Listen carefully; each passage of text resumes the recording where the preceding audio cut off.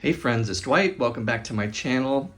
As you can see, I've got a previously painted on canvas, but I decided not to paint over it today. I just wanted to kind of show you sort of what happened and kind of explain briefly what I think happened. What I've learned is, we've been having trouble with the Artist Loft Soft Body Black, and I have some older versions and I have, of course, some newer versions, but I'm running low on the older versions. As of last summer, like of July and June of 2022, not this past summer. So what I did was on this one, I used a lot of the black paint with the Floetrol.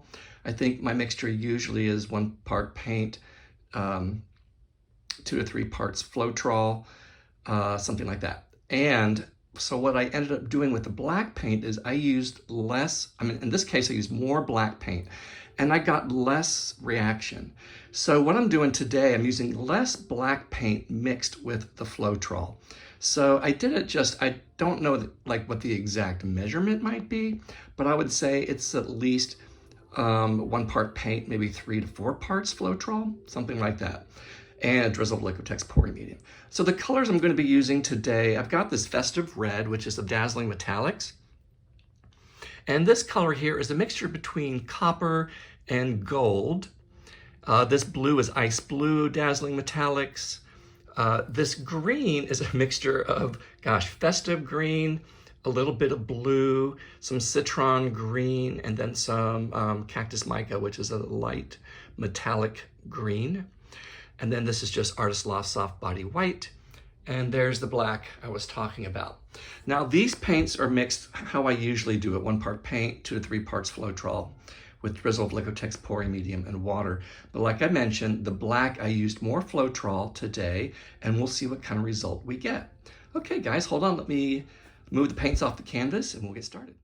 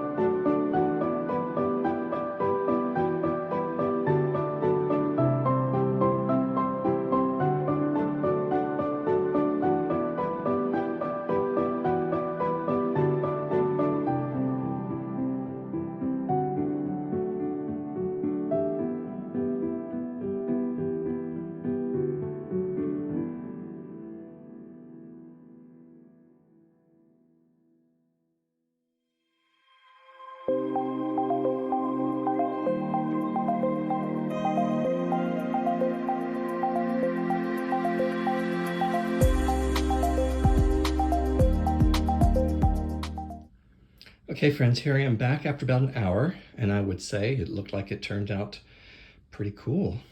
Sort of surprised. Yeah, I really do think there's something to be said about using less black paint and more Floetrol. So keep that in mind if you're going to practice this process, and I'd be really curious to see how that works for you.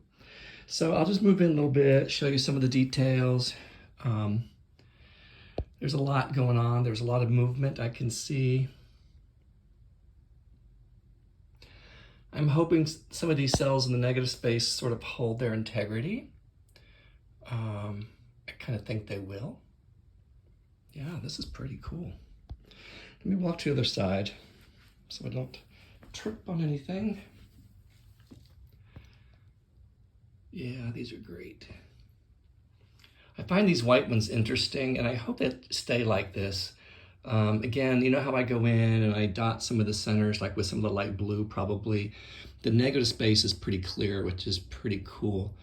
And this sort of orangey mixture of that red and copper is exactly what I wanted. So yeah, you know, I've been doing dump and swirls for a long time. Oh, it's pretty cool.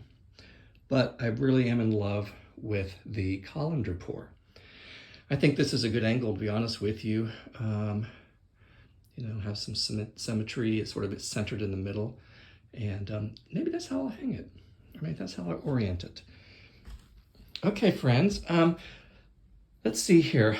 I think it should be okay. I'm not going to do a dried result. Maybe I'll do a dried results on the next painting and show you what it looks like when I go in and touch this up. I may do another painting tomorrow. Seems like it'd be another good day. It's really dark out today and rainy, and we have that eclipse coming up in about an hour and a half or so. So I don't know how dark it's going to get here on top of the cloudy weather. Okay, guys, thanks for watching. Again, if you have any questions, down below, leave me a question in the notes, or you can email me at dwightpours@yahoo.com. Have a great rest of your weekend.